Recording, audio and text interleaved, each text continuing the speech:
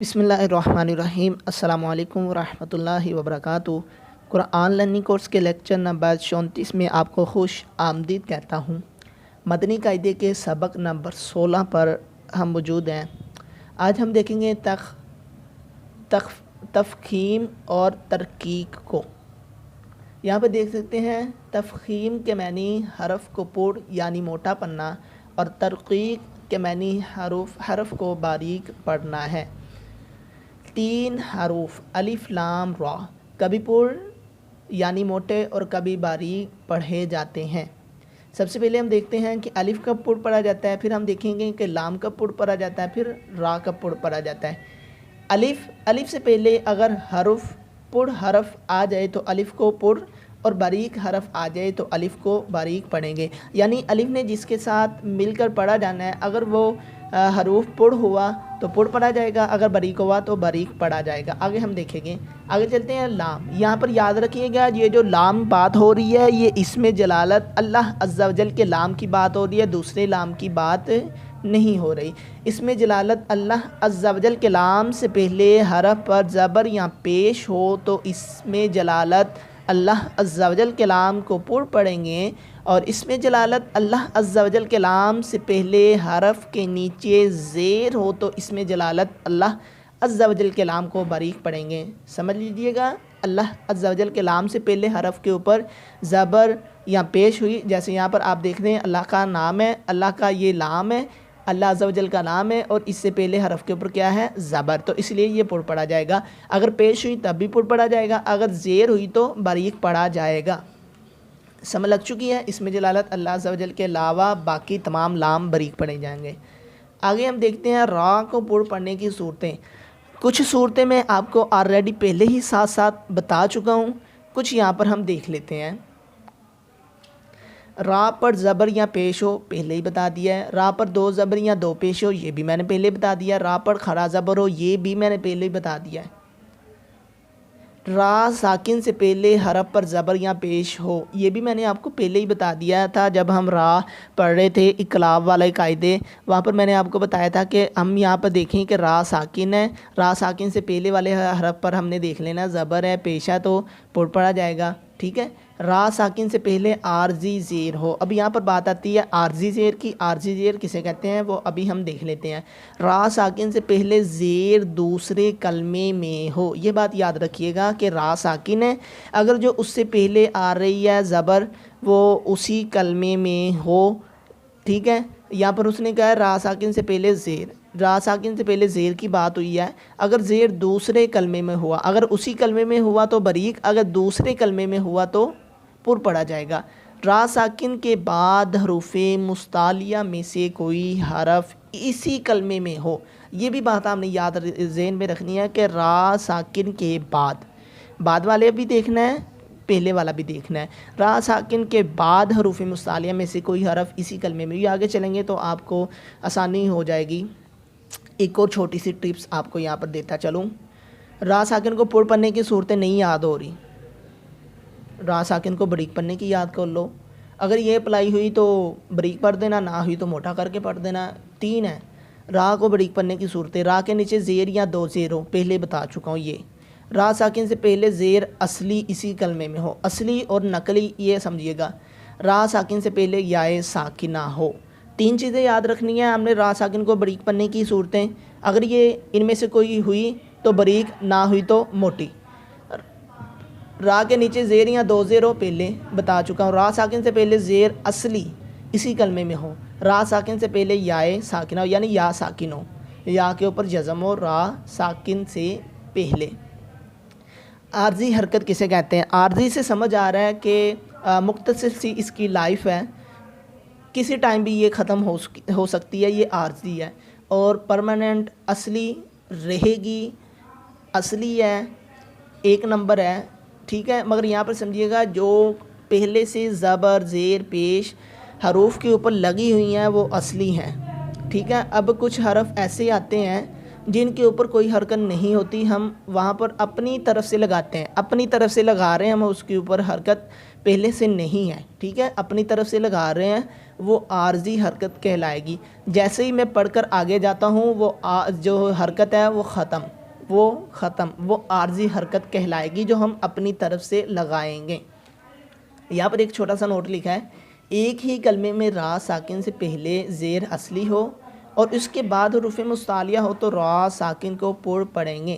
جیسے مرصادن، دیکھیے گا را ساکن ہے، اس سے پہلے زیر اصلی اسی کلمے میں ہے، یعنی را ساکن سے پہلے زیر اسی کلمے میں ہے۔ اس کے علاوہ یہاں پر را ساکن کے بعد حروف مستعلیہ میں سے حرف ہے، جو ہم نے یہاں پر اوپر پڑھنے کے دو طریقے دیکھے تھے۔ اب ہم چلتے ہیں سبق کی جانب، یہاں پر دیکھتے چلتے ہیں۔ قوف الف زبر قو، لام زبر لا، قولا۔ ہم نے دیکھا تھا کہ حروف مستعلیہ کو ہم نے ویسے بھی پڑھنا ہے، تو اس لیے الف بھی ساتھ اس کے پڑھی پڑھا جائے گا۔ قولا صراط، ٹھیک ہے، الف آ رہا ہے حروف جو موٹے کرنے والے ہیں ان کے ساتھ، اس لیے الف بھی موٹا پڑھا جا رہا ہے۔ سراجن، کانا، کا بریک ہے، ساتھ والا الف کے والا حرف بریک ہے، وہ بریک۔ مالن، مفازن، طالبو۔ یہاں پر آپ ایک بات نوٹ کر رہے ہیں، الف اگر پڑ حرف کے ساتھ آ رہا ہے تو پڑ پڑھا جا رہا ہے، اگر بریک حرف کے ساتھ آ رہا ہے تو بریک پڑھا جا رہا ہے۔ تابو، خالدن، عابدن، غاسقن، طعامن۔ اب یہاں پر ہم نے دیکھا تھا کہ اس میں جلالت اللہ عز و جل کلام سے پہلے زبر یا پیش ہو، تو یہاں پر دیکھ سکتے ہیں اللہ عز و جل کا لام ہے، اس سے پہلے زبر ہے، تو اللہ کا لام پڑھا جائے گا۔ کیسے؟ حمزہ لام زبر ال، لام خری زبر لا۔ اب یہاں پر کیسے پڑھنا ہے ہم نے اس کو؟ لا بریک نہیں، پڑھا جائے گا۔ اللہ اس طرح کر کے موٹا پڑھا جائے گا، ہاں پیش ہو، اللہ، ٹھیک ہے۔ اسی طرح آگے واللہ پڑھ کر کے پڑھنا ہے، فاللہ، ان اللہ، نون مشدد کا گنہ بھائی پیچھے سے یاد رکھو، پیچھے کو جو پڑھا ہوا ہے اس کو ذہن میں رکھو۔ هو اللہ، اللہ عز و جل کے نام سے پہلے زبر، من اللہ، اسی طرح آگے را پڑھا جائے گا، کیوں؟ را کے اوپر زبر ہے۔ رسول اللہ، رضی اللہ، قال اللہم، میم شدید کا گنہ۔ اب یہاں پر دیکھیے گا کہ لام اللہ عز و جل کے لام سے پہلے زیر ہے، باریک، للہ، یہاں پہ بھی زیر، باللہ، بسم اللہ، قل اللہم ما۔ اب یہاں پر اللہ عز و جل کا لام ہی نہیں آ رہا آگے، اس کو باریک ہی پڑھتے جانا ہے۔ ما ولاہم الا الذین، ان الذین، یہ یاد رکھیے گا جو آ رہا ہے نا الذین، یہ اللہ کا لام نہیں ہے۔ علی صلاتن، آگے یہاں پر را کے اوپر زبر آ رہی ہے، پڑھ، رجل، علم تارا، رزقو، یہ میں آپ کو پہلے ہی ساتھ ساتھ بتا چکا ہوں کہاں پر را کو پڑھنا ہے، کہاں پر بریک۔ اکتارو، اجرن، کلکلا اور را پڑھ، اجرن، اب کلکلا، را کے اوپر کھڑا زبر ہے، پڑھیں گے۔ ابراہیم، عرشن، ام صبرنا، اب یہ بھی بتا چکا ہوں، را ساکن سے پہلے والے حرف کے اوپر دیکھنا ہے زبر ہے یا زیر ہے، تو یہاں پر کیا ہے؟ زبر ہے، پڑھا جائے گا۔ ترجعون، پڑھ، یرزقون، پڑھ، ارجعوا، اب یہاں پر را کیا پڑھا جائے گا؟ سنا نہیں میں نے، کیا پڑھا جائے گا؟ یہاں پر اوپر آ کے دیکھیے گا، اگر میں اس کو تھوڑا سا اوپر لے کر جاؤں، یہاں پر دیکھیے گا عارضی حرکت۔ قرآن پاک میں بعض کلمات الف سے شروع ہوتے ہیں اور الف پر کوئی حرکت نہیں ہوتی، ان الف پر جو بھی حرکت لگا کر پڑھیں گے وہ عارضی حرکت کہلائے گی۔ جیسے ارجعی، یہاں پر کیا آ رہی ہے؟ عارضی حرکت، اس لیے الف کے نیچے عارضی زیر ہے۔ تو ہم نے دیکھا تھا کہ اگر اصلی زیر ہو تب پڑھنا ہے، اگر نقلی زیر ہوئی، عارضی زیر ہوئی، تو اس کو پر پڑھنا ہے، تو اس لیے یہاں پر کیا پڑھیں گے اس کو پر، ارجع، ارجعوا، ارجعی، ارکعوا، رب ارحمہما، رب بریک، ٹھیک ہے، رب ارجعونی ان ارتبتم، تب کلکلا کریں گے، امر تابوا کل فرق فرقات، مر یہاں پہ بھی پر پڑھا جائے گا، مر صادن، کیوں دیکھیے گا را ساکن سے پہلے زیر اصلی ہے مگر را ساکن کے بعد حروف مستعلیہ ہے، یہاں پر آپ دیکھ سکتے ہیں پھر یہاں پہ بھی میں نے پر پڑھا تھا، پھر یہاں پہ بھی پر، یہاں پہ بھی پھر مر، یہاں پہ بھی میں نے اس کو پر پڑھا، مر صادن فی قرطاس والنہاری، یہاں پر بریک،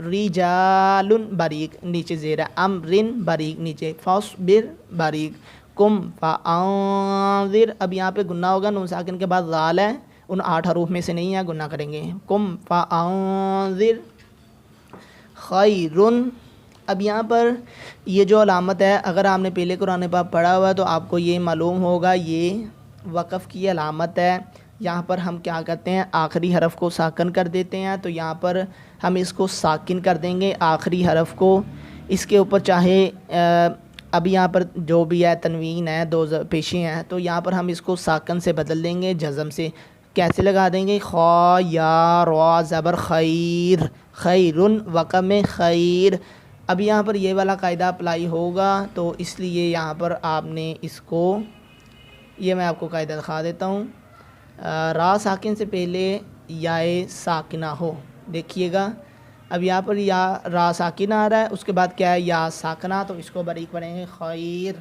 نذیر وقم نذیر، تو یہ تھا آج کا ہمارا سبق، سمجھ لگی ہو اچھی بات ہے، نہ لگی ہو تو پوچھ سکتے ہیں، دوبارہ دیکھیں، 1 مرتبہ دیکھیں، 2 مرتبہ دیکھیں، 3 مرتبہ ویڈیو کو دیکھیں، انشاءاللہ آپ کو اچھی طرح سے سمجھ لگ جائے گی، اس کی پریکٹس کریں، انشاءاللہ آپ کو خوب اچھی طرح سے سمجھ لگے گی، اگر کوئی سوال ہو نیچے کمنٹ باکس میں پوچھ سکتے ہیں، تو اسی کے ساتھ آپ سے اجازت چاہتا ہوں، السلام علیکم ورحمۃ اللہ وبرکاتہ۔